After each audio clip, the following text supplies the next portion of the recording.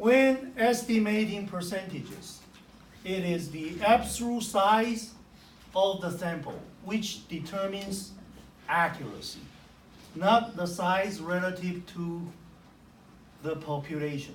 This is true if sample is only a small part of the population, which is a usual case, okay? Rule of thumb.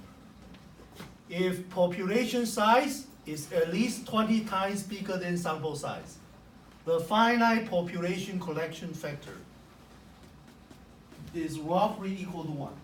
To explain this one in detail, I'm going to show you the next slide. Okay? And you can copy this later. Okay?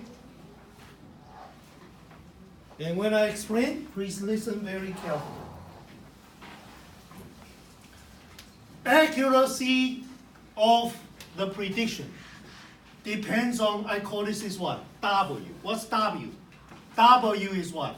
Standard error of what? Your estimator. In our case, is X bar. Okay?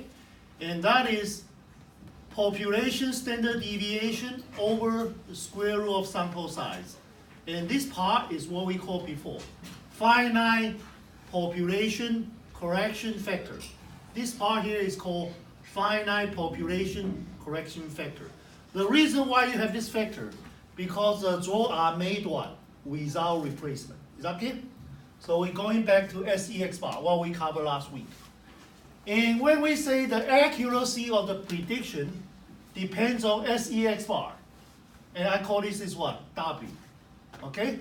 The smaller the W, the better the prediction. Okay? So smaller means better. Now, remarks. Lowe's notation, let me explain clearly one by one. Okay? First one, remark 1. The capital N is the population size. Little n is the sample size. And sigma is population standard deviation. Usually this sigma is a fixed unknown constant. Now, if population size is at least 20 times sample size or even bigger, okay? So if population size is greater or equal to 20n, say let's look at n equal to 20n, then finite population correction factor, which is this term, capital N minus little n divided by capital N minus 1. Capital N is 20 times what? N, sample size, and minus n, divided by capital N minus 1, 20n minus 1. Now, next one.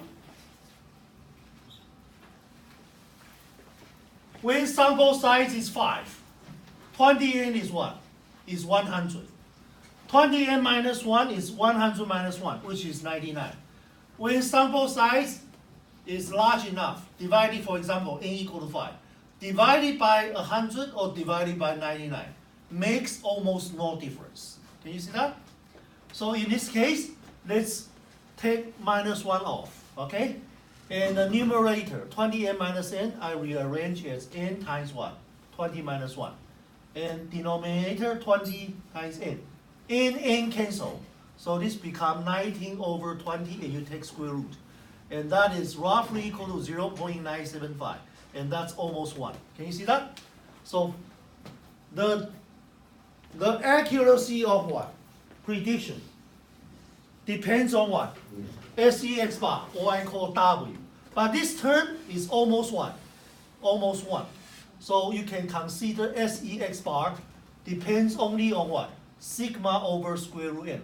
But sigma is a fixed unknown constant, so really depends on n. And when sample size gets bigger and bigger and bigger, W become what? The smaller. But smaller is better, right? And that makes sense. That means the one with bigger sample size will predict better. And that makes sense. Because when you gather more information, you know better. Therefore, your prediction becomes better as well.